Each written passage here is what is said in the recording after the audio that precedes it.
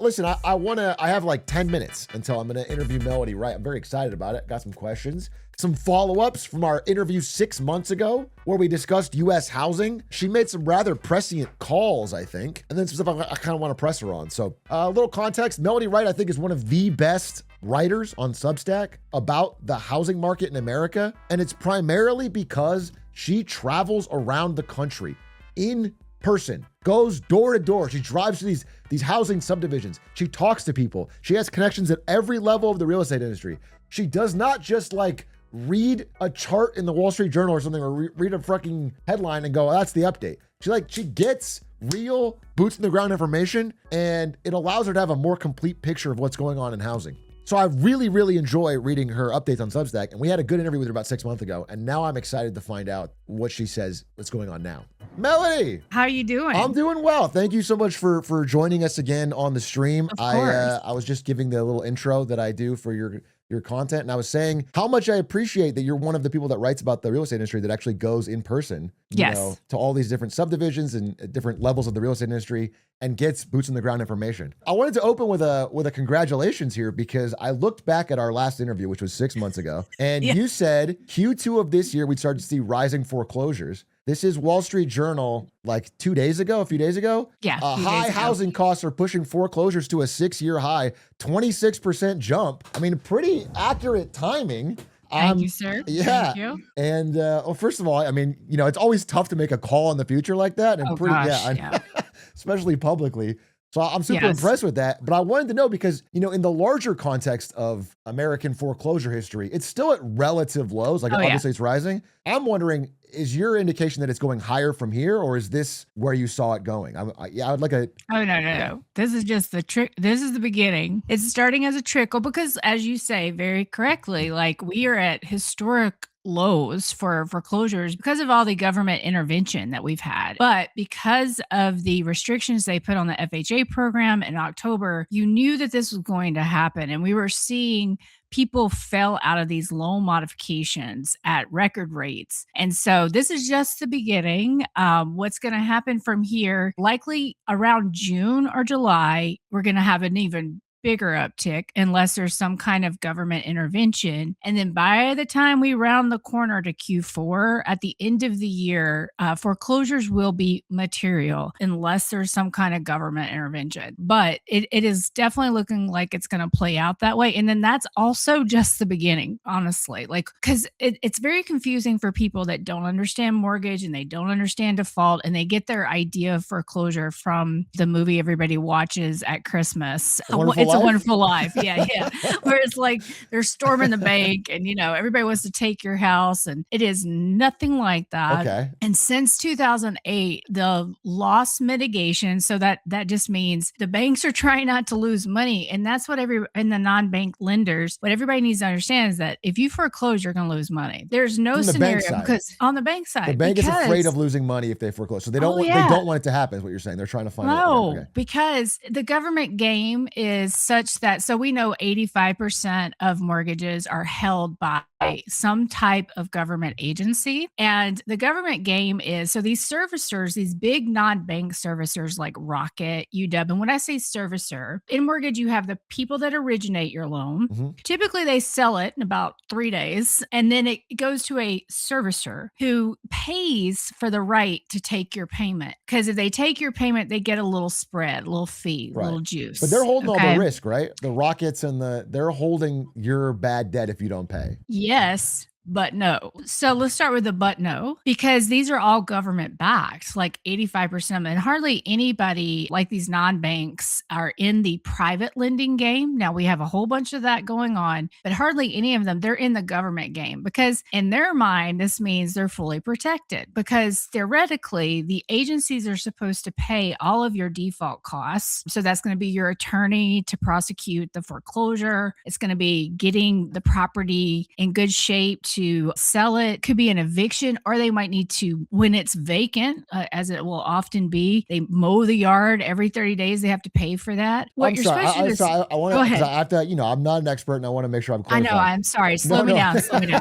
You're saying the government pays those costs in 85% of situations, or they don't? They're supposed to. Okay. So what will happen is the servicer will say, "Oh, we mowed their yard 12 times. It's X amount of dollars." And you're supposed to be able to submit that claim to the government. But what typically happens, it's like any insurance company, they reject it like out of the gate, like, and then you have to Oh, I prove see. that you're They owed don't this want to money. pay. They don't wanna pay. They don't Okay. pay. Yeah. Like, and on FHA, they do not pay. Like, I used to manage what's called a claims department. It was the worst job of my entire career.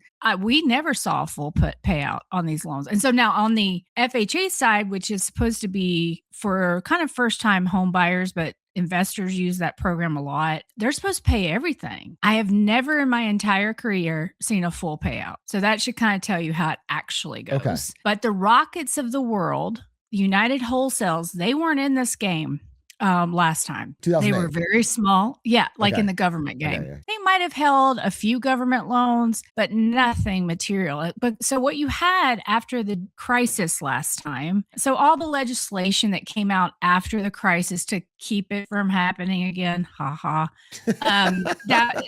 So the banks stopped lending. They just stopped doing mortgage lending. Now they would keep like a tiny little bit on their portfolio just to say to kind of keep the government at bay, really. But what happened is your Rockets, your Mr. Coopers, your Freedom Mortgages, they thought they were the smartest guys in the room. And they're like, we're going to get in on this government game. And of course, they're non-banks, so they don't have deposits. And one of the ways that you can survive something like this is that you don't have to take out debt. You can use your deposits. That's what the bank can do. Right. But non-banks don't have that. The non-banks are they're in for a world of hurt that's about to begin. If a loan goes delinquent, they're going to go back to that servicer or that originator and say, you have to buy this loan back because you didn't dot an I on page 76 of the closing disclosure, blah, They'll find blah, some blah. reason. They'll find some. Okay. Correct. And this has already happened to some degree on the FHA book. And even in 22, 23, we were seeing it on the prime books,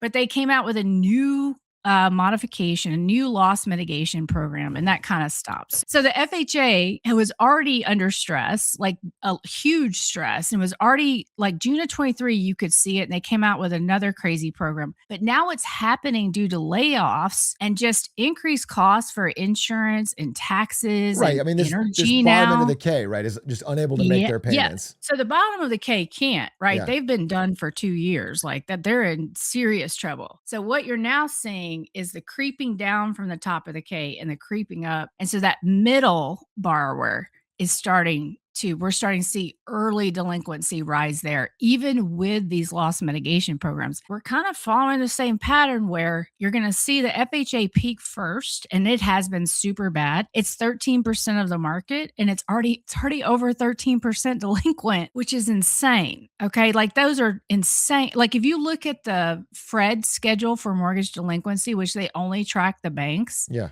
It's like 1.76% or something like that. They don't have all this FHA because it's sitting at the non-banks. Right, so all the mortgage lending has gone out of the banks since 2008. Pretty much. And so Correct. it's hiding the delinquency rise because people are looking. Correct. Okay, I'm just making sure I understand. And so if you think last time, a lot of the white collar layoffs were in the financial industry, right? I mean, it was like Wall Street, it was these guys, white collar, right? Yeah. Well, now what we're seeing are the tech layoffs. And these were a big deal because nobody could afford these homes except for people that were making those huge tech salaries. Yeah, we saw Meta do 8,000, Oracle do 4. Yeah, a bunch of them all recently. Yeah, and Amazon. Yep. And they don't seem to be done, right? Like, I mean, they just keep rolling. And so this is hitting so many areas very hard. Like, let's take somewhere like Dallas, Texas, where you had a ton of tech workers move from California, and because like, hey, I can buy a house for like $600,000. I'll be living like a king, Yeah. And they could afford it because they're big tech salary. Well, a lot of them got called back, right? They had to go back, and so they have to pay rent and a mortgage because they aren't selling their homes. And then B, you lose your job. And how are you going to pay your mortgage? And especially when your tax and insurance and your electricity costs are going up and you don't have a job, Or, and we know this is going to happen because any company that's looking at the headlines, it's not going to be like COVID where it's like, hey, we'll pay you $400,000 if you come be a software engineer here. It's going to be like, we'll give you 100 or something like that. Yeah, the balance of power flipped a little bit with it. Oh, yeah. And so all that formation, that household formation, that pull forward demand is now reversing. The true foreclosure crisis will start accelerating next year, believe it or not, unless the government intervenes in some way to slow it down, which they probably will at some point. Well, I want to hone in on that because you said it a couple of times, and that's the question I wanted to have. So you, in our last interview, mentioned that sometimes you stay up at night thinking of how they can try to save this, and couldn't at the time figure out rationale. What have they been doing in the past? Like, what are some of the government programs they've figured out to try and extend and pretend here or keep this going? Well, recently none. Okay. But during COVID, it was this crazy. So let's take the FHA subprime again. It was called an advanced loan modification, and you could not pay your mortgage for 3 months. And this is after you had 18 months of forbearance, by the way. And you could go 20 and you months, could say 21 months free housing, bitch. Yeah. Okay. Oh, it gets much worse, much worse. So you're like, hey, I can't pay. They're like, oh, no problem. And back during the previous crisis, as a servicer, you had to re-underwrite that modification. You had to prove they could actually afford that modification. Well, in anticipation of the election, they removed all that stuff. Like it was just gone. And so what would happen is, and the servicer would say, no problem. And by the way, the servicer would get an incentive from the agencies if they did this. And so they give them this thing called a partial claim, which takes that balance and puts it at the back of the loan to be paid off when you sell the home. Because here's the thing, everybody thinks everybody has a ton of equity and they're going to be able to sell their homes. Problem is nobody's buying homes. But anyway, you put it at the back of the price, loan. right? They all expect to be able to sell it at a higher price than they got it. So they can 100%. Oh yeah, okay. It's the same stupid thing all over again. But I can tell you I oversee client books still to this day, and I can tell you lots of people are not able to sell. And if they have to sell, they have to reduce the price and then, blah, Yeah, I mean, blah, I'm blah. seeing, this is what I want to ask you as well, is about regional locations of this. But you're seeing like towns in Texas or Florida where every house seems to be on sale. And they're all doing price cuts and none of them are moving. Nobody's buying. And then you can go to like, real estate subreddits where people are complaining that I have a house, I can't seem to move it. What's going on with the market? Yeah, I don't know. But what's interesting is that you don't really see the material price decreases that you'd expect with this much supply. And I was wondering if you could, why is it? Is that just a mental thing of no one's willing to crack yet, or what's going on? Yeah, it is. I recently wrote a Substack called Stubbornness Understood because unfortunately, most of the boomers watch mainstream media and all they've heard about is an inventory shortage and home prices have skyrocketed and there's limited supply. So they are just hell bent, like they believe 100% that they're going to get their price. And let me give you just a quick anecdote because it's so important in times like this. Recently, I was talking to a gentleman. His dad was in a home, but they were trying to sell the house. And, it's like a condo, but it was a good condo, good area. But the father would not, even though he's kind of in dementia, losing his mind, he would not cut his prices. And then 2 people sold next to him for much lower prices. Oh. He still will not cut because I know it's hard when we look at, we know the boomers own most of the properties. Yeah. It's hard, but if you think about it, this is their legacy. This is what they're leaving their children. It's also, unfortunately, they were given no favors to them in terms of they looked at their house as an investment because that's what the government told them to do. Yeah.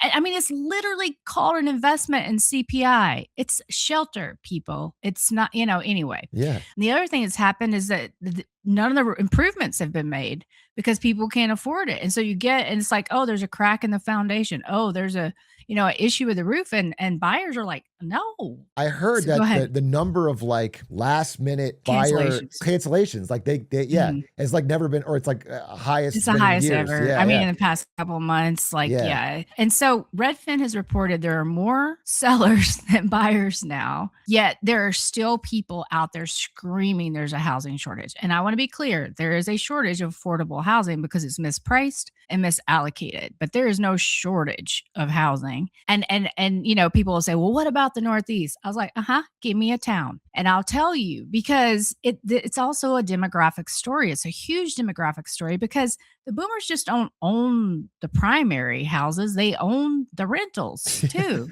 So you go to any town in the Northeast, somewhere like Boston, New York, etc., the owner occupancy is super low because most people rent in those places. Well, what's going to happen is these boomers age out, which I think we talked about last time. We know 15.6 million will leave us by, 2035 and then another 26 million by 2050. So there's programs like foreclosure.com, our property radar, where you can go and you can look at the pre-probate notices. And what's a pre-probate notice? That's where a death flag has been raised on a property. Like, so in credit reporting, What's a death if flag? if an entity, let's say a servicer or someone gets a death certificate from a former homeowner, like so a family member has sent it in, they will then report that back to credit. Like there's been a death here on this.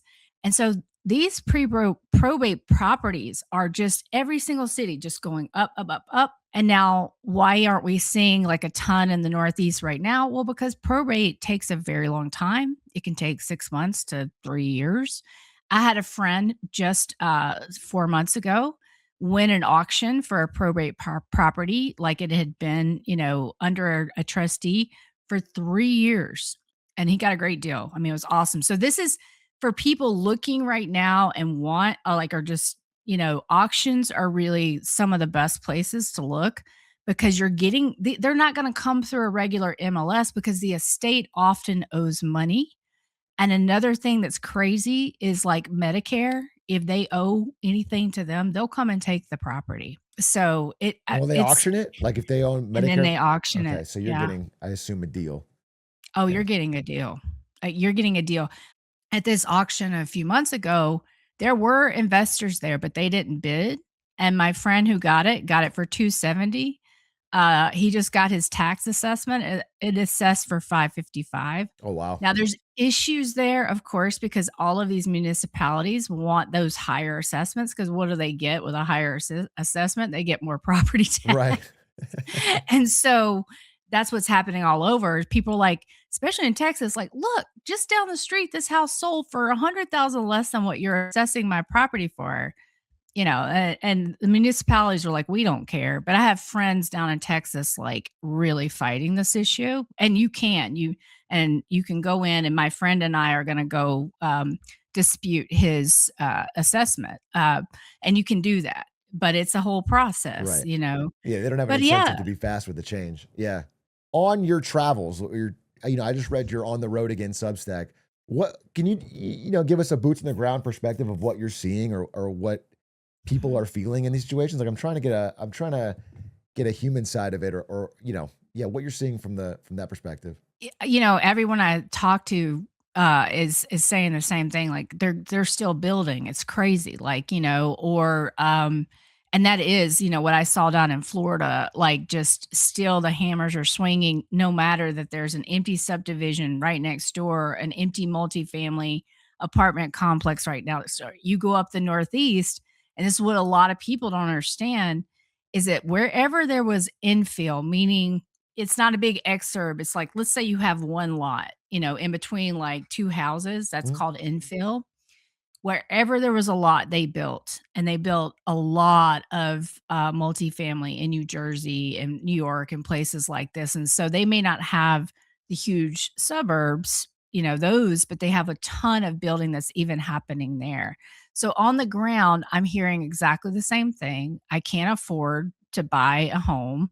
So when I was down in Florida, I went to a policy conference, and what policymakers, the only thing they're saying is we have an inventory shortage. And why are they saying that? Because the politicians need an inventory shortage because the developers are the ones that fund their campaigns. And they're getting in on the affordable housing grift, which this is a huge grift where you can go to the city, the county, the state and say, hey, I'm going to build affordable housing over here, and you can get your entire project paid for. And a lot of people see that as guaranteed income. They're not, but they don't realize that the municipalities are also going bankrupt. And so so the developers haven't stopped because they think many of them pivoted 2 years ago to Is affordable that housing. what you're saying? Like, if you're seeing all these, let's say, empty subdivisions and then more being Mhm. built, are the ones that are being built now, you're saying being funded by municipalities, or like that's where they're getting the money from, or what is the incentive to keep building if you're Yeah. saying there's a bunch of empty ones? I'm trying to get to the bottom of that because That's it. okay, They're bond deals, all kinds of bond deals, all kind of tax breaks. It's a guaranteed payday. And then some of them are just stupid. I don't know what else to say. Like, I mean, they're not looking. I mean, that they continue to build after 23 in Florida and Texas is just so insane to me. And you have to believe they did it largely, a lot of them probably because they believe the same crap everybody else believe. Rates are coming down and yeah, rates are prices coming are going to down. skyrocket, and yeah, okay, Yeah. yeah, Yeah. And I've been told by many people that the builders never stop building until they are literally told. And the builders got a bailout last time. Lennar got a huge bailout and like it was around taxes, but it saved them, and that's what they're all looking for right now. Like a lot of what you're hearing from the administration is just about how they can bail out the builders and bail out the institutional investors. So I mean, this is a really interesting vein to mine for a bit, because I think, myself included, but my audience especially, their ears are perking up when you say that, like, there's too much supply. They're not. Yeah. This is like, it's a radical idea from you. We've talked about it in Oh, the I know. past, and I really want to drill into it because I think they would agree with you if they had. Once I've read your Substack, I have a better idea of it, but I want to drill into that a bit more. You're basically saying, see if I'm correct. There is a massive oversupply, but it's locked up in prices that are too high that no one's willing to pay. So it hasn't really Correct. hit the market yet in any like, if this was That's price right. discovered correctly, there would be Yes. affordable housing. But Oh, it's yes. okay. And to all those that don't believe, so what we had, was rage delisting last year, where we had this massive inventory build across the country, really, except for the Northeast and the Midwest, because the Midwest, you still had a ton of speculation there. That's now turning over. Um, but people, once they could not get their price in the selling season last year, they delisted the property. Furious, Right. and they can wait a minute, right? Like they're the ones that are doing okay. They're typically the top 10%. Now that's not every boomer, and I want to say that because the boomers are actually adding the most to the homeless population right now than any other age cohort. So, my mom lives with me. She would be homeless if she didn't. I mean, so it's not all of them, but there's a good chunk of them that do, and they can wait. They have options unless they die. And then that's when the kids, Charles Schwab has said 70% of inherited properties get sold. And this is especially true now. That number's going to go up Right. because no one can afford these houses. No one can afford these big boomer houses until they get priced correctly. And so, when people look on Zillow or whatever, they are typically looking for price, and so they say there's no inventory, right? Right. And then the other thing is that all these listing sites lie about the amount of inventory. And that's something in my first year I dug into massively because I would go out on the road and I saw this in the last trip too, like when I did a secret shopper trip down to a community in Florida, and I would look around, look at existing homes for sale, look at new homes for sale, and I'd be like, "This doesn't match the permit data, and it does not match what I'm seeing on the listing sites." But then It you have doesn't to match go in in, what way? You mean like there's more available than they're there's listing? way more available. And so the new homes, what they'll do is they'll list like one card. They'll put like one home on Zillow, Redfin, Realtor for a whole community. Oh, I see. So you have And 30 houses to sell, and you're putting one up, and then allocating if anyone buys it to one of these 30. Yeah, yeah, basically and it's okay. usually more like 300, but Oh. yes, that's right. Oh my Correct. god. Okay, yeah. Yeah, Okay. and there's a website Okay. cause New Home Source, if any, Interesting. where you can go actually see a more realistic depiction But even them, my buddy Travis from Real Estate Mindset, when we go to these subdivisions, even then, they are underlisting the properties. They are totally. And So they so, know what they're doing though then. If they're oh, doing this, they're okay. salespeople. They're Okay. salespeople. This is like, homes are so personal to us, right? Like your home, like it's your kingdom. It's everything to you. To them, it's just something they're selling you. I mean, they're salesmen. The entire industry is salesmen. Right. And by the way, they're the people who provide all the data to, you know, Fred, to the Federal Reserve. Like realtor.com is who provides numbers of listings to the Fred site where you can pull what is the active inventory.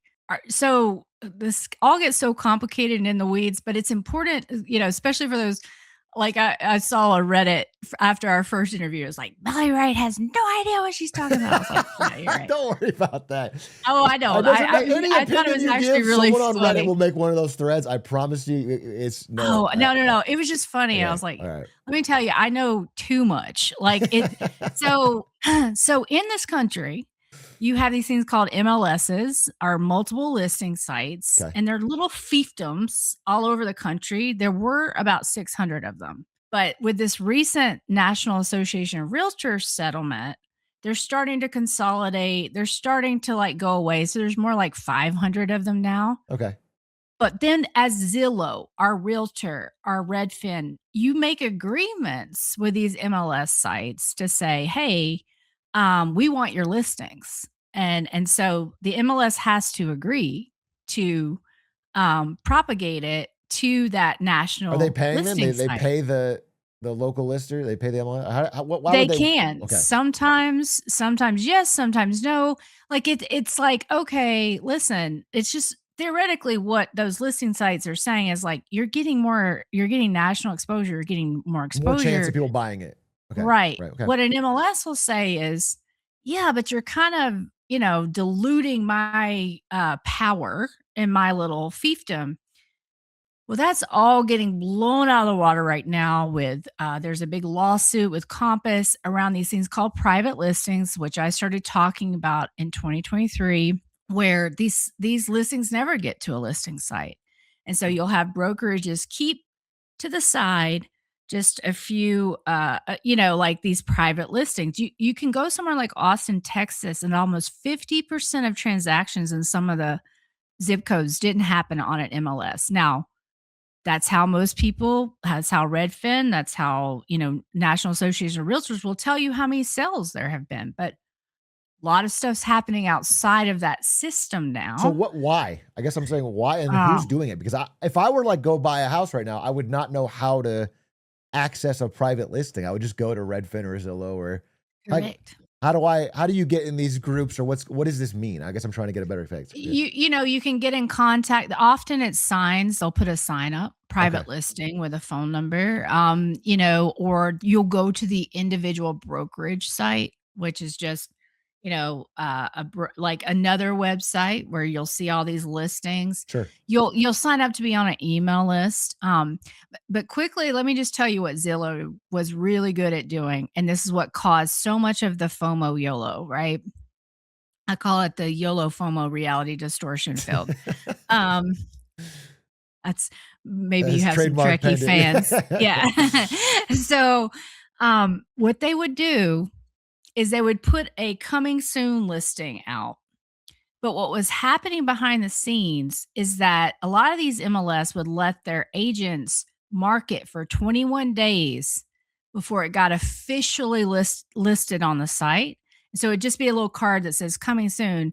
And then the day that it goes live, someone would call or email the realtor or whatever, and the realtor would say, oh, no, that's already sold. And so you would think, because you don't know any better, Yeah. that it's selling like the day it comes to but no, they've been marketing that property for 21 days, marketing it. So just to create the illusion of high demand, of like to make you feel like 100%. these are moving quick. I better. Yeah. Okay. Yeah. And let me tell you, there is no site, not Redfin, not Realtor, that has a full connection to these MLS.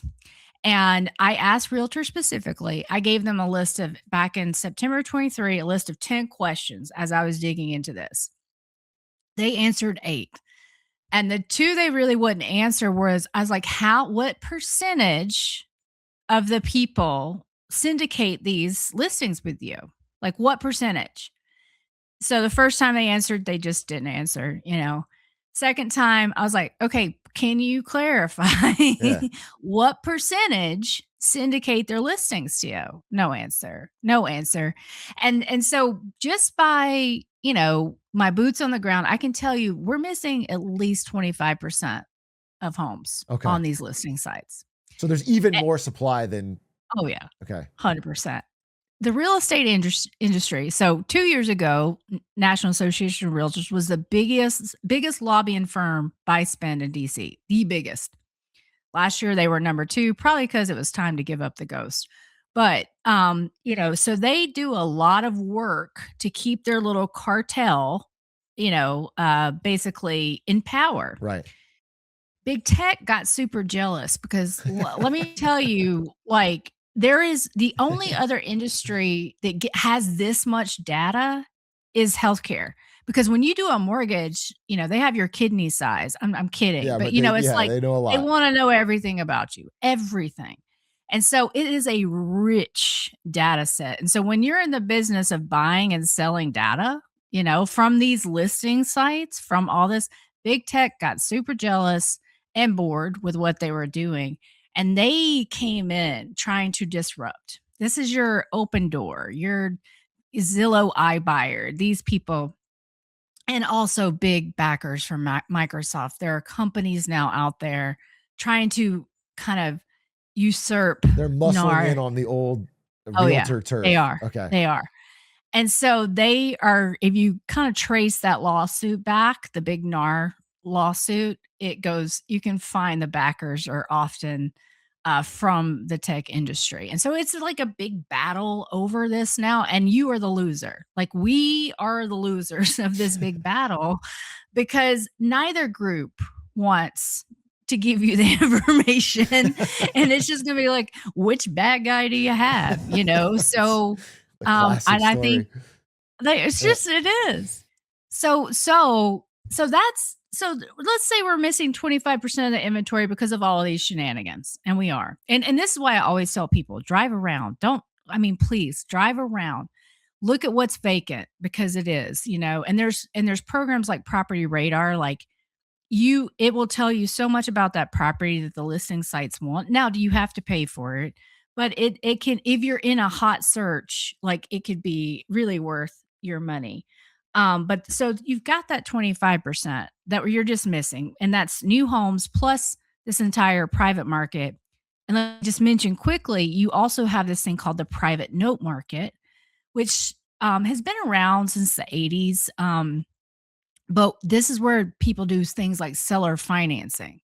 So let's say, rates started going up and somebody wanted to sell their home, but they couldn't find someone to qualify. And the seller was rich enough to be like, hey, I'll give you the financing and you'll Okay. go to an attorney.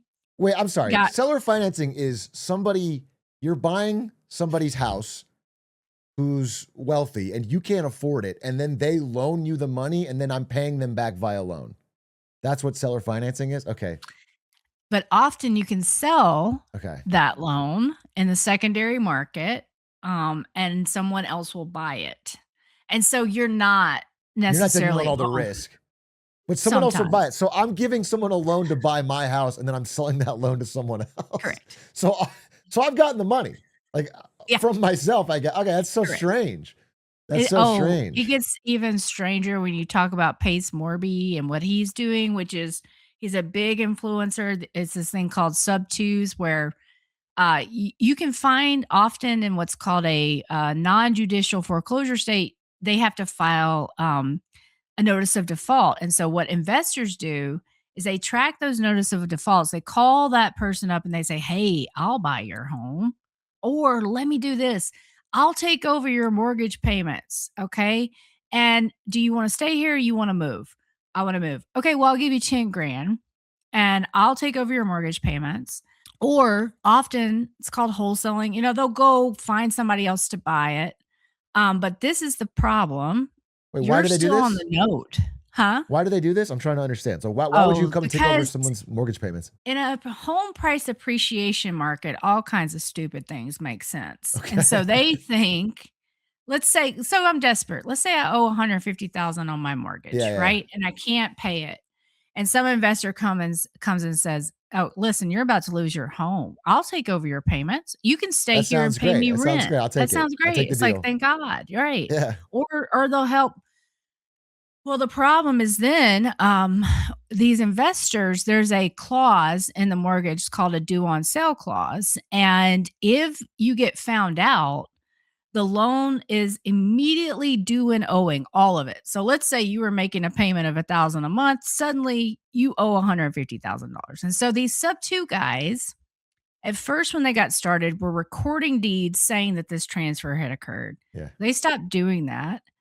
But what's happening They're just doing it now, off books. yeah, They're just taking over your totally. payment and it's like an agreement with you.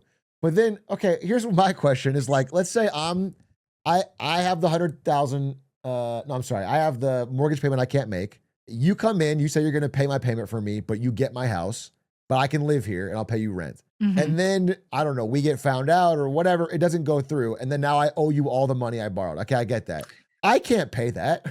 So what how is that even enforceable? Are they just It's it not it feels like enforceable. It's not at hubris. all It feels like enforceable. they No, just expect this to go well, but if it doesn't go well, they're as screwed as anyone else. like everything in the everything bubble, right? Like, so what'll happen is you're on the note and UCC law, which is what so after the last crisis, it doesn't matter really what your law was in your state. There were certain things that gave you legal standing to foreclose. And the primary thing is that note, the promissory note. This is why the servicers have to keep these notes in like vaults, like Fort Right, Knox. They're okay, yeah, like yeah, yeah. gold. Yeah. And so the signed note is what you sign, and that's what they use to foreclose. They don't give a crap about some stupid deed that got recorded on your loan. Like, like whatever, dude, let's go to court.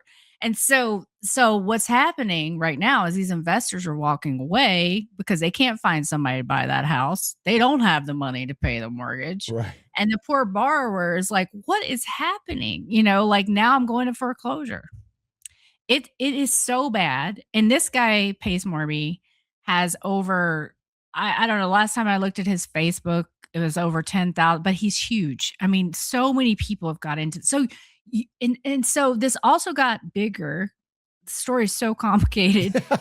At the end of the last crisis, when the institutional investors, basically all the government agencies said, "Please, sir, please come take these loans off our books because it you lose money hand over fist with foreclosures. That's just the reality. Right, yeah, it costs It's a lot to do, and then you're selling it for way less exactly. than it was for, so it's a Exactly. huge write down, right? Okay, And I yeah. gotta tell you, like in 2012, we were all looking around going, "This is Armageddon." Like this there is no getting out because we were doing loan modifications, trying to keep people in their home, but it wasn't there was no way. But the institutionals came in and just bought them all up to do long-term rental. Okay, well then the agencies, because that they realized a couple tricks, started selling all their non-performing loans, all their delinquent loans to hedge funds who would buy them up kind of secretly. Why Like you do can find, yeah, why would you hedge can. funds want non-performing loans? I guess I'm trying to Oh, cause oh, come on now. In a home price appreciating environment, what you can do, you can offer programs that the government it's very strict programs, it's six you can be very creative. You can do things like, "Okay, listen, I know you're having a hard time. We will lower this interest rate, or we will do XYZ, or Right, we okay. will give you cash for keys to get out so we can sell your house." And so they can just do And more at the creative time, things. prices are rising, so Yeah, they're prices risky are okay, I see, I see, I see, I yeah. see, I see. And so they're just like gobbling them up. Well, what happens? They send them off to servicers that don't report to credit. So these are just all in a black hole. I was just at a conference in Nashville. This is my 3rd year going to the private note conference down there. This is a massive business. And this is again why we don't know how much delinquency is out there. And again, why Fannie Mae and Freddie Mac and everyone in the industry will say, but delinquency's so low. Well, yeah, you've sold off all the delinquent loans and now they're not reporting to credit. So great. So nobody really understands what's actually happening out there. And so you have all this stuff going on. And by the way, this happened in the 80s when rates rose as well. You had this entire private market spring up, which is a lot of what happened in the S&L crisis and things like that. So that's all going on as well. So basically, we're in a situation where no one, the big point about this is Yeah. it's all stopping, right? It's stopping because those homes aren't appreciating anymore. There are no buyers. There are no buyers. This stuff does not pencil for investors anymore. And so now you are going to get the delinquency is going to start flowing through the system because home prices, and it's not even 1%. It's like they need that 2, 3, 4, 5% year over year acceleration in prices to keep the Ponzi going. But as that's all slowing, you're gonna start to see these ugly, as they say, who's swimming naked because you've just gotten all this speculation in the housing market that no one, especially mainstream mortgage, does not know. I can tell you, I was screaming to my clients for 3 years. You guys need to start looking for this sub two. It is in your books. I'm telling you. But because no one was in default. So when you go in default, you have to run a title search. That's when you're going to find all the gremlins, all the crazy stuff that's happened. But because nobody was going in default, they didn't see it was happening. They thought, and they always think I'm crazy. Like so it's not They're just on my your Reddit. They're viewers. typing. Yeah, exactly. And just 4 months ago, one of the main consultants in the industry says, hey, your client told me you know something about these. And I was like, blah, blah, blah, blah, blah. And he's like, you are literally the first person I've talked to that knows anything about this. This is a massive issue. I'm like, yeah, well, thanks for joining the party. Because yes, it's been happening for a long time. What we're hearing in mainstream media has zero to do with reality, except for when it gets to a point that they can't deny it anymore. Like they cannot deny what's happening with FHA now. And that's how it made it to the Wall Street Journal. But that article could have been written 2 years ago. Right. So it's, and then everybody's screwed by that time. I mean, and you've got all these FHA underwater mortgages now. And guess who are the biggest originators of these FHA mortgages?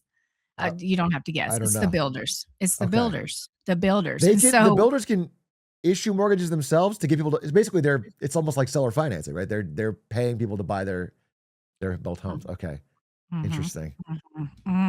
How do you? I guess I didn't know that FHA loans could be originated outside of the government issuing them. Like you could, as a private developer, I can get a government subprime loan for someone with a low credit score to buy my house. If you are an agency approved lender, you just have to go get those approvals. And I got to tell you, that process used to be like, a colonoscopy. Now, what I'm seeing and who's gotten it, I'm like, what the crap? Like, what is happening? And you're seeing this on the multifamily commercial side as well. Like, I'm diving into all these securitizations and these multifamily lenders, and I'm just like, what in the world? So things have really changed since I left in terms of there was a lot of rigor. There was a lot of, especially like just post the crisis, that's all gone. It's just all gone. I'll talk a little bit more about, you said there hasn't been much government attempts to prop things up since COVID, but I do I have the February of this year, the $200 billion they deployed to try and lower mortgage rates, which I guess didn't really work. And then there's the floated idea of the 50-year mortgage and, that kind of thing. But aren't you expecting to see more and bigger versions of these things as things deteriorate? Like I guess I'm less convinced as you are that this is about where it breaks. Like I assume they can always extend it. So when I say nothing, they did something in 24 because they'd already done so much. They tried this thing in 24 where you could just keep going back to the till, keep going back to the till. I think it was 24 or late 23. That's when they came out with this payment reduction modification on Fannie and Freddie, which would target a 20% payment reduction. So that kept everybody going for a long time. But you had immense anger over once people realized what was happening with the FHA, there was anger, especially from people who don't have a home, you know?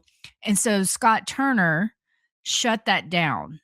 And so since that, yes, they've been doing a lot of performing in terms of, oh, let's buy down, you know, let's buy some mortgage-backed securities because that worked out so well last time. But it's not done a thing because the bond market's in control, period. Right. Like, you know, it sort of it did. So to be clear, when they first were secretly doing it, not telling anyone, I'm sorry, it's so funny.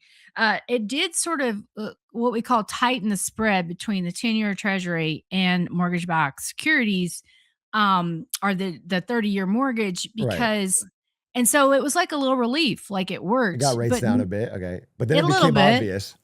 Right. It became everybody figured this out. Like, we're like, what's happening? And so then Trump announces that it's happening. But by the way, they've barely bought anything. Like they didn't go and spend that 200 billion. They're not even close. And so again, it was performance. It's Right. performance. The 50-year mortgage, performance. Like this is they are pretending like they're doing things. And what I can tell you is that you will break the securitization market if they try anything else. If they try to go crazy on some kind of loan modification, you will break the agencies, you'll break the securitization, and that's a risk they cannot take. And so they've just kind of backed themselves into a corner. And there is the only thing they can do at this point is what happened last time is the state AGs got involved. I call this the 2011 playbook. Okay. And they blamed all the servicers and they said, you're all foreclosing incorrectly. We have to review all the foreclosures because you guys are taking people's homes. That's what they said to the top five. Okay. Well, that meant I had to pay because I was managing default at the time, 250 PWC analysts to come sit in my shop and review all my foreclosures. Well, they never found that we ever incorrectly foreclosed on someone. What they did find is we got the fees wrong a lot. What's crazy is we usually got the fees wrong, not in our favor. Oh, really? Yeah. And so then the Fed said, okay, everybody, Wells Fargo, Citi, GMAC, Bank of America, stop this review that we were all paying through the nose. Like if we had just been able to give that money to borrowers, like let's say we won't admit that we were doing what you say we were doing because we weren't, Yeah. but we'll give every borrower, $3,000, $4,000, $5,000. And I need to go back and do the math of what we paid. But it was very WP. expensive. It was Very expensive. And then they said, stop all that. Stop. But what you did through all of that was delay foreclosures. And then the state AGs got involved and they said, okay, listen, all foreclosures in my state are going on hold. All of them. And so until you figure this out, and then the DOJ jumped on what the Fed was doing through what was called the Fed consent order. And then you had to do the AG settlement that we settled with 49 state AGs, another fine. And that slowed everything down. So this is the last thing. This is the last thing in their toolkit is the regulatory cycle. I should say, actually, there's a little thing before that last thing. What they're doing right now is if and people won't remember this, but in 2010 we had like a little mini refi boomlet is what I will call it, where the distress was kind of put at bay because people were able to come get refinances. Well, what they're doing right now is that they're changing, they're telling servicers they can use Vantage Score instead of FICO when they're evaluating loans. Well, Vantage Score, it's new, right? Or it's yeah. new. Okay. And as I'm looking at client books and I'm seeing side by side FICO to Vantage, 9 times out of 10, Vantage Score is way higher Way than higher. FICO. Okay. So you just Way look like higher. way more credit healthy. And so you can Yeah. refinance for a much Yeah, so bigger. you Okay. can grab a couple more people in, but the problem is there's just so few people that can qualify now, either because of job losses or more importantly, because of those student loans, which are still not all of them are reporting to credit. That's going to be happening soon. And so a lot of people can't qualify. So they're trying this. But these are the last things left. And buying MBS isn't going to do it. 50-year mortgage isn't. We already have a 40-year modification. People are failing out of that left, I right. mean, what about Because you mentioned regulatory though? Like I'm thinking of like COVID era where well, yeah. they just stop you from having to pay. You just can't be foreclosed. You can't like I'm wondering if they do that. Like if they go that crazy with it, then I think that and so again, I could it's so hard to explain the securitization market. It would be very difficult for them to pull that off at this point and stay solvent. I mean, now they're gonna print, whatever, maybe, who knows, I mean, we're honestly, seeing like they defaults not just in like it's like you mentioned, it's student loans and credit cards yeah, and auto credit cards, it's everything. and it's all It's coming like at the everything same time. And so I got at to the same imagine time. the level of government response is going to be bigger than I've seen in my lifetime. Is what it feels like is coming. So I guess I've always been surprised by their ability to do something. So when you tell me there's nothing left, that's why I'm like skeptical because I just assume Well, yeah, yeah. stay skeptical, but I'll tell you that that we've seen this before, like literally in 2010, Mhm. 2011, they had bought all the MBS they could possibly buy. They'd done these loan modifications to a point where, at least they could slow things down, but they wouldn't I mean, they did actually have to get I should say, Fannie Freddie, that's when they went into conservatorship because you ran out of an ability to handle this.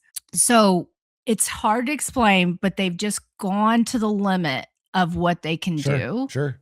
And could they shut us all down and do forbearance again? Here's what I think would happen is the pitchforks would come out. And because there are enough people that are aware of this issue now, like, I mean, I talk to them when I'm traveling.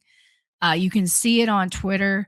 And so I think that they'd have to give everybody a house Right, if they because tried to do and it's a that good again. point because if they do that now, what is primary? I mean, I saw the NAR thing about all home sales is like boomers to boomers.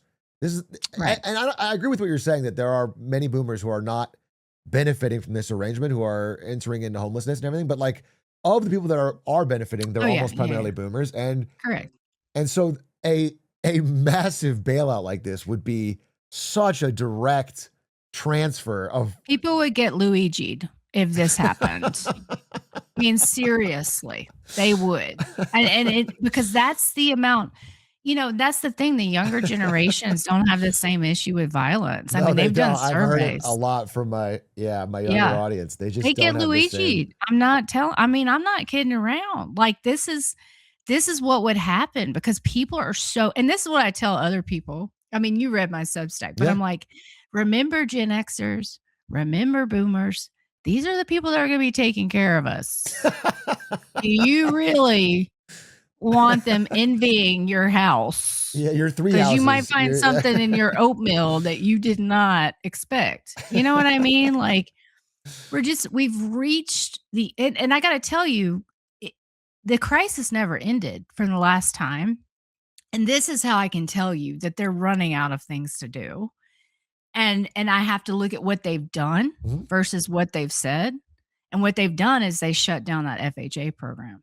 They also shut down lending to non-citizens. They've actually taken steps in the direction of letting this play out despite what they may say on TV. Despite Trump saying, "Well, I want the home prices to stay up Yeah, he and I said that. want the Yeah. younger people to." It's like and this is when a lot of your viewers may not remember this, but, read my lips, like, Yeah, no new no taxes. new Yeah, yeah, taxes. yeah. Hey, guess what? They New got taxes. yeah, yeah, yeah. Right. And so that's Trump doing the two-step there, but that's not what the actual things they've done. Just, yes, buying the MBS, very little of it, Yeah. um, has been it, but I think that was all performance. It was all like, okay, we have to appear to be doing something. The road to housing bill is stuck in the House right now. It's You not know, that and I I agree with you, but it's go ahead. like, I know it's hard. Yeah, no, it's not even as hard. It's just that so far on a lot of these things, I think they've been able to avoid these massive actions because the headline has appeared stable. Like it's you can kind of let it deflate behind the scenes as long as we're all in the collective psychosis of things are fine. But correct. once that breaks is when there's so much political pressure from every angle to do something, screaming at the top of their Correct. lungs. So that's when I'm thinking it's going to be. I don't know what'll happen, and I agree with you. It feels like they're out of rope. But I just know that Mhm. we're getting close to like the dam breaking on everyone realizing that it's not as rosy as everything appears, and then you don't know what happens. Uh, Yeah, and you just have to look that we're backing ourselves in so many corners, and is that on purpose? Like, it's so funny. People are like, "Well, Trump said, home prices won't go down." I said, he also said that gas was going to stay cheap. he said a lot of things, and I'm not sure that How's that going? so he wouldn't go to around. Right. And Yeah, so I believe you go back to the 70s, look at the oil embargo, and a lot of people call me a conspiracy theorist about for this, and that's okay. But in the fall, you could see all the narratives start to crack at once. And in the you could '70s. see I mean, I don't. Yeah. no, oh Oh, no, I mean in the fall of this past year, like okay. September, Right. August, Yeah. September, you were getting articles out of the industry talking about home price declines. Zillow came out and said, 53% of the homes have lost value around 9.6% since last year, Yeah. on I our remember list. this. Yeah.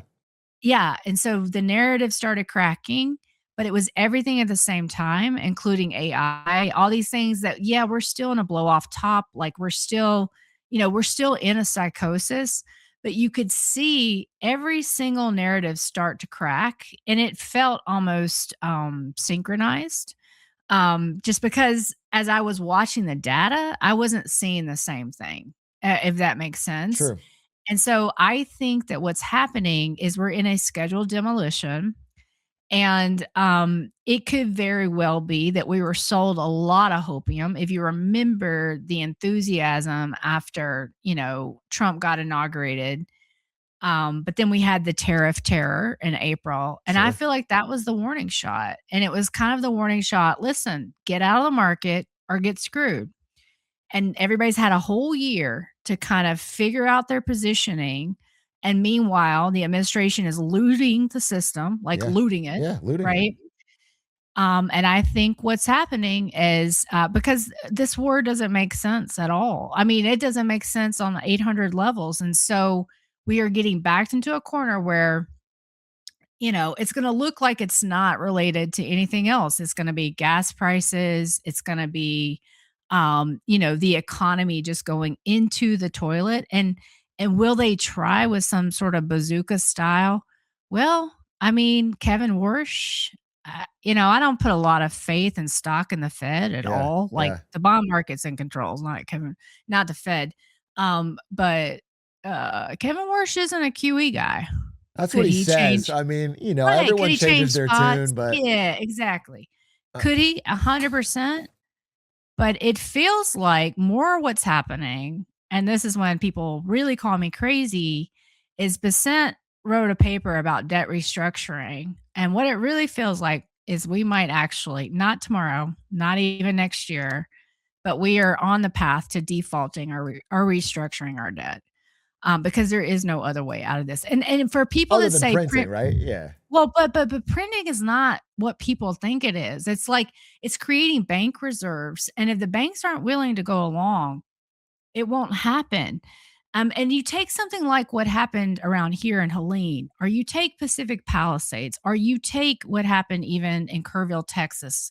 So we still have upside down signs on the highway. We still have damage everywhere. Why wouldn't they print money to take care of that? Like, and so the only you I feel like what we're watching is kind of the last gasp of the system, and those in power are looting at every turn because they know what's actually ahead. And now it's hard. It's I'm tough to with you, hear, and I get Melody. it. I mean, it's you do get that sense, you get the feeling from some of the articles you see, but that's it's tough to It's hear. I mean, I do. You mentioned there's parts of it you're hopeful about. In that, at the end of the day, some of this has to deflate. Like no matter how it happens, it has to who's the get that. buyer?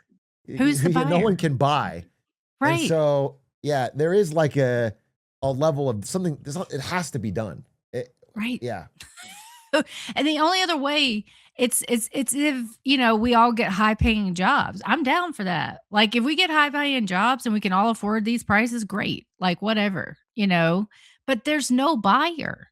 There's no buyer. And if the government does try to do something, because when they went crazy buying MBS at the end of the last cycle, it did zero. It did absolutely nothing. It didn't stave off. That's when you had to have the institutionals come in, and this is why I'm more convinced, is you needed that exit buyer. You needed that, and they got it through that stimulus. But how could those institutionals afford those homes? Prices were down. right. And then they also got them for a discount from the agencies through the foreclosure process, which won't happen from just like, oh, okay, they'll have to be in distress for a buyer like that to be able to come in and buy. And I personally think the buyer is going to be the government. And they'll buy it and they'll say, there'll be like all these how affordable housing programs where they say, okay, if you make X percent of the local median income, you get X amount of dollars toward this house. Like I think they'll probably try some things like that. But where I come down to they can't save home prices is you look at the supply. And so and this is what's just go on the road. I could take anybody and show them and just look on your road, look at the vacant homes on your road. Like we are living in a psyop, but the amount of supply out there is overwhelming. If Is you this drove regionally allocated? Like, I would love to get a sense. Do you think this is nationwide, or you're seeing a nationwide nationwide? Okay. Are because there the worse areas? vacancy. Worse areas? Yeah. Oh, for sure. Like, I mean, yeah. I mean, worse areas in terms of so if you're just talking the overbuilding, that's Florida. It's the entire Sun Belt. Even here in Johnson City, Tennessee, they built like every California and New Yorker was coming here, like every single southern city. So the South it is like what has happened here. The Northeast, that's where you see a ton of this vacancy, because it's these boomer homes. Maybe they died, maybe or they're in a nursing home, and it's just a matter of time before the kids get around Right. to They haven't selling sold it it. at a loss yet, but they're okay. You Well, not a it's like loss, but like Rochester, not. New York. I mean, this is such Rochester is the best example where essentially what happened is the Micron plant was gonna be close. All of a sudden, Rochester was gonna be a tech hub. You have I forget the actual percentage, but the number of vacant properties in Rochester is unbelievable because you used to have Kodak there. You had used to have other industry. Once that went away, the exodus out of that city was massive because it's also not such a fun place to live. Sure. Well, the Micron plant comes, they do these buy the block programs for investors, and they say, come on, we'll give you X discount if you come put lipstick on this pig and make it look good. But that has not. So how crazy is it that home prices are going up in Rochester and their vacancy is, I think there's right now in Rochester, which is not a big town, something like 11,000 vacant properties near the downtown area. Like it is something massive. I don't have the exact Sure. numbers, but it's crazy. I wrote for people that are subscribed to my Substack. It was called Flower Power, FLOUR, because they used to make like flour there in a Okay. Yeah. Yeah. factory. And then they did flowers. Anyway, it's a long history of that town, but the amount of vacancy is massive. And so it's just a matter of awareness. It's a matter of this actual probate process playing itself out. And I think actually the Northeast is going to fare much worse than the South because the South is actually increasing population somewhat. That slowed bigly last couple of years. But they're the only ones increasing population. I mean, the Northeast isn't. And there's so many shenanigans. Like you take New York City, Yeah. they have I've heard estimates of 50 to 100,000 apartments off market right now because there was a bill that was passed in 2019 that said if you have a rent stabilization, a stabilized apartment, you can only increase rent by this month much or not even at Right, all. right, And right. And so nobody could pay for repairs. Yeah. they So go just took ahead. them off market basically They just took them off so they market. could increase the rent at whatever rate Right. they want. Right, right, right, right. Or they're waiting for the legislation to change. And Or are but they doing that's like private, because you could have like, I'm gonna rent it to my cousin's friend's cousin for a correct. rate. Yeah, There's yeah. so much of Off, that yeah, going yeah, yeah, on. yeah.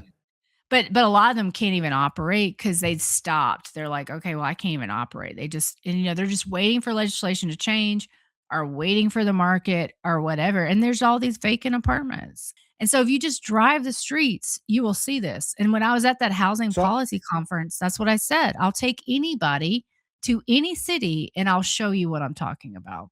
so like, I guess, I don't know, put a bow on. I want to understand what you think is happening in, I don't need specific dates here because I understand that's difficult. Although you did make a great call last time. But like where you see this going over the next year or two? Like what is the direction we're headed? Because it does feel like they are running out of rope here. Yeah, Um, we're headed I mean, so you gotta think even though it feels like nobody cares about the midterms, you gotta think we gotta get through those, and that's honestly, it's as if by design, on that FHA, everything they could possibly tap will run out in Q4, for most people, and so After the I midterms. think Yeah. after the midterms, um, I think though, based on every signal you're seeing, you've got as published by NAR, the median list price now down 2.2% year over year. That's your listing prices, theoretically, although they've revised those and lied, whatever, but they're now showing it down year over year.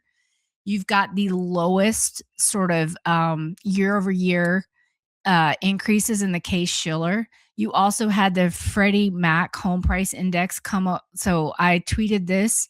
So in the season, because the people that are transacting can afford it, you're gonna see firming of prices always. It Yep. happened in the crisis, Yep. but seasonally, there's only been 9 times since 1975 that month over month prices have gone down from February to March. And that is 1991, 95, the 2008, 9, 10, 11, last year, and not even last year. I think it was 20 I can't remember the exact dates, but it has been Around so COVID and few then t yeah. yeah, it's been so few times, and of course, I don't look at just month over month. I look at all of it, year over year, moving averages, blah, blah, blah. But you are seeing signs from every and then you look at the builders, dear God, those home prices they just published, 387,000, take off another 50 for the incentives, that's 337 of an effective price where you have, existing homes at 400 and something thousand, which I think I shared this with you before. Historically speaking, that existing homes were the only time they were ever more expensive than new homes was in June of 2006, like 1 Right, month, right, right, and we right, know right. what And was we have going that on in now. June Yeah, 2006. yeah, yeah. We've had that off and on for the past 18 months, and now Isn't it that a is good just sign though? For whoa. like, if you're, I mean, other than the fact that it's very difficult to get a job, but if you're a younger person and new homes are dramatically decreasing in price under what you expect, isn't that a good sign? Like, isn't that a chance that you're going to be able to get into a home that you can afford? It so is, and I just that's what I just it sucks, it's taken so long, but it is. It's a total sign that all of me the mainstream media is ignoring, but you cannot have new homes be cheaper than existing homes. That doesn't even make sense, and so there are all these signs out there. If you're looking underneath that headline, that all of this is shifting, and in fact, it's been shifting since 2022, and you can see it in every data series. But this is the lie. This is the psyop that we've been in. And what's happened, and this is what I gotta say about the buyers is I'm proud of them. They've just said, no, I'm not doing it. I'm not going to overstretch myself. Now, too many of them said yes. but that's why the market has been frozen for 3 years. And what happened as well is you had a lot of people in existing neighborhoods go out to those exurbs because they could afford it, but now prices are coming down in the cities and they're gonna leave those new homes. And Right. They're so going back. those new homes they're nowhere near the bottom. And so again, it is so hard to believe because all we hear is the government's gonna do XYZ, but they're socially speaking, their options are very, very limited if they don't wanna get Luigi'd. And so, I just think that there is hope out there. And so if you want timing, if I'm just gonna go with my gut Sure. and tell you what I Sure. think, which people will hold against me at a future date, I'm which is sorry. fine. Yeah. No, no, it's fine, it's Just as fine. a Listen, tracking method, I've I'm taken so many errors over the last 4 years, no problem. I think that come the back half of the year, and it could be probably July or August, we're gonna see a year-over-year price decline. That is going to wake everyone up. Everyone's gonna be like, "What the?"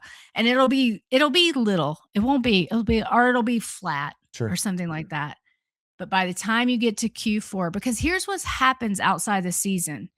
Outside the season is everybody who doesn't have a choice. And so that's death, divorce, default. Right. And at the same time, we're having that delinquency increasing. So as we come around that corner, a lot of your sales are going to be distressed sales.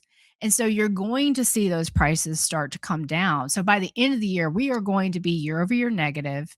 And then once you have that crack in the narrative, things are going to start to snowball and we'll likely see it could even be a double digit drop, next year. But that won't be the end. I think we're going to see then probably slower over the next decade, Well, I feel like price that's the declines. big question mark, right? After there's something as big as that, that's when what the response function is what you don't know. What the government's gonna do, what people are gonna do. But yeah, I mean, I think that's very, very sobering, but also interesting. Yeah, I don't know. I mean, Mel, I guess I appreciate you giving us this insight and I appreciate you coming on and talking about it. I wonder if there's anything else you want to. My audience is mostly young, they're mostly trying to get into a home. It sounds like there's I think society wide, there's some things to worry about, but on their individual level, especially if I got more than most, they have some stability. I think they might have a Mhm. chance to get into the They housing have market. a But yeah, chance. And they'll probably have a chance. So here's what I say too is like, why are you buying that home? If you're buying it for shelter and you wanna be there for 5 to 10 years, like, you're not gonna care once prices are only going down 2 to 3 to 4% a year. Like, right. and so and what I always say to the young people is please, please just don't overstretch because that is like you want to wreck your family, you want to wreck your marriage.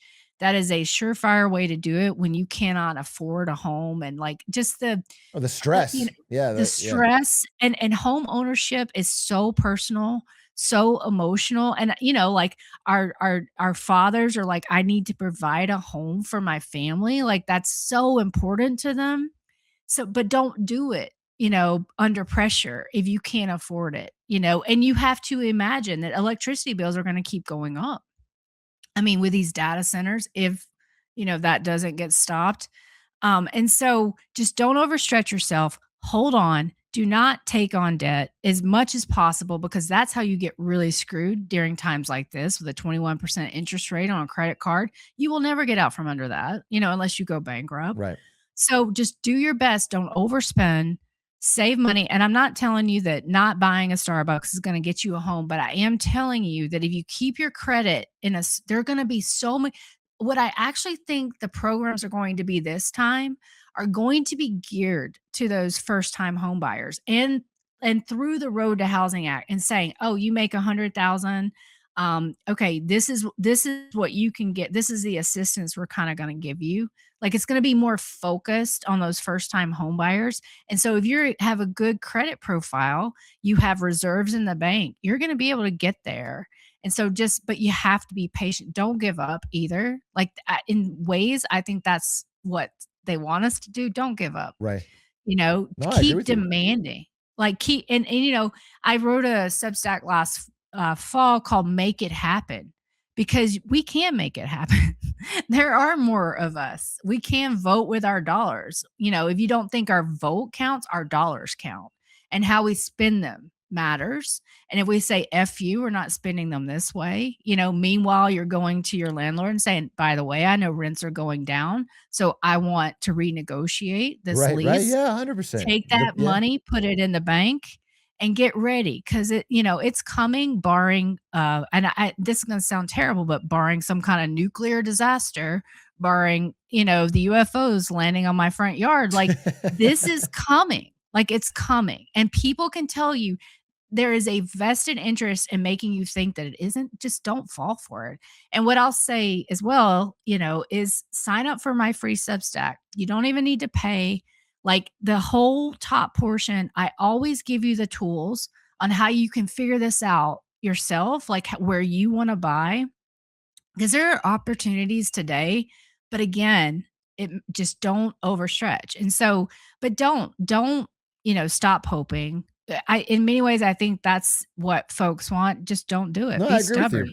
I think your Yeah. I think your vote matters too. I think people should be as active as they can be to try and change the Right. political and economic realities of what's going on. Melody, I really Right. appreciate your time. Thank you so much for joining me again. Maybe we'll talk again in another 6 months and see where we're going, but I appreciate it so Exactly. much. Chat, please check out her Substack. It's one of my favorite reads, although it is sometimes depressing. But it's one of my favorite reads on what's going on, boots on the ground in the housing industry.